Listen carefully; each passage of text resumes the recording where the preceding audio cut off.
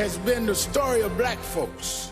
Because ever since 401 years ago, the reason we could never be who we wanted and dreamed to be in is you kept your knee on our neck.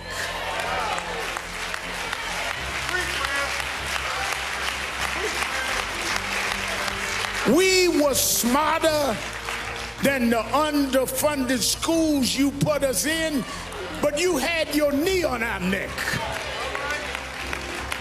We could run corporations and not hustle in the street, but you had your knee on our neck. We had creative skills.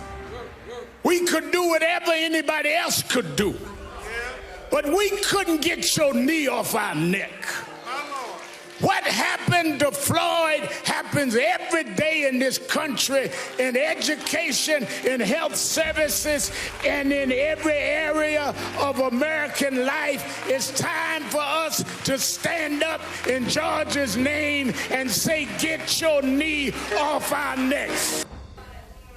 Michael Jordan won all of these championships, and you kept digging for mess because you got to put a knee on our neck.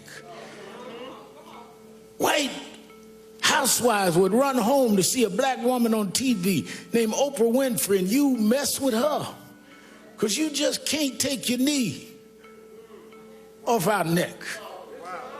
Man comes out of a single-parent home, educates himself, and rises up and becomes the president of the United States. And you ask him for his birth certificate because you can't take your knee off our neck. The reason why we're marching all over the world is we were like George. We couldn't breathe, not because there was something wrong with our lungs, but you wouldn't take your knee off our neck. We don't want no favors. Just get up off of us, and we can be and do whatever we can be. There have been protests all over the world. Some have looted and done other things. And none of us in this family condones looting or violence.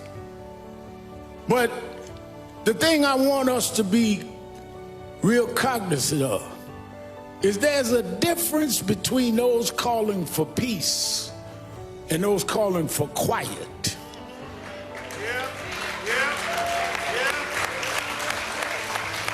Some of y'all don't want peace. You just want quiet. You just want us to shut up and suffer in silence. The overwhelming majority of the people marching wasn't breaking windows.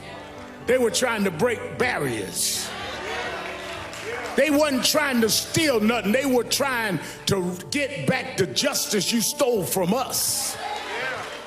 Those that broke the law should pay for whatever law they broke, but so should the 4 policemen that caused this funeral today. We don't have a problem denouncing violence, Mr. Governor. We don't have a problem, Mr. Mayor, denouncing looting.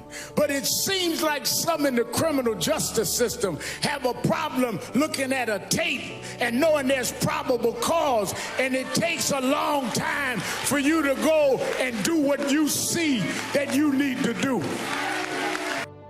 Because when I heard that George, at this point of suffering this brutal attack, called for his mama, I said his mother passed, but he was calling for his mother. And I thought about it because I was raised by a single mother. And sometimes the only thing between us and our conditions was our mothers. Sometimes the only thing that we had that would take danger away was our mothers. The only ones that would make sure the food was on the table was our mother. I know why George was calling for mama. Because at the point that he was dying, his mother was stretching her hands out.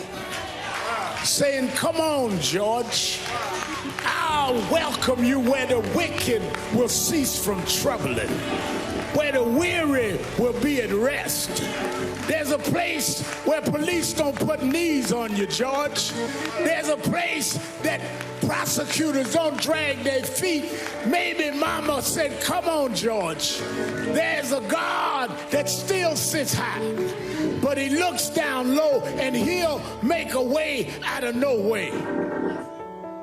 This God is still on the throne.